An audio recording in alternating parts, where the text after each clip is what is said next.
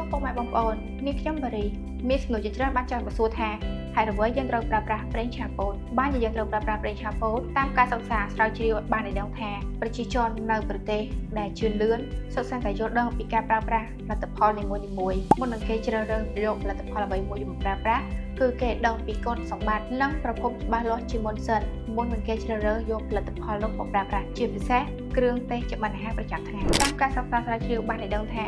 ប្រេងឆាពោតមានប្រទេសពេញនិយមជាច្រើនដូចជាសហរដ្ឋអាមេរិកចិនប្រេស៊ីលសិង្ហបុរីជាដើមដូច្នេះហើយទើបប្រេងឆាពោតមានភាពពេញនិយមនៅសហរដ្ឋអាមេរិកពីព្រោះវាជួយសម្រួលដល់សរសៃឈាមបេះដូងបានល្អបំផុតសម្រាប់មនុស្សចាស់បងប្អូនដឹងហើយថាប្រេងឆាមិនមែនជាថ្នាំព្យាបាលនោះទេប៉ុន្តែប្រសិនបើបងប្អូនជ្រើសរើសប្រេងឆាមិនបានត្រឹមត្រូវវាមានផលប៉ះពាល់ខ្លាំងបំផុតដល់សុខភាពបងប្អូនត្រូវដឹងថាសុខភាពគឺសំខាន់បំផុតសុខភាពល្អសុខភាពមង្គលក្នុងគ្រួសារជាចុងក្រោយសូមថែរក្សាសុខភាពឲ្យបានល្អទាំងអស់គ្នាពីនាងខ្ញុំបារីសូមអរគុណសូមជម្រាបលាចាក់ខូវិស័យរបស់យើងផលិតប្រេងឆាគុណភាពខ្ពស់សម្រាប់សុខភាពប្រជាជនកម្ពុជា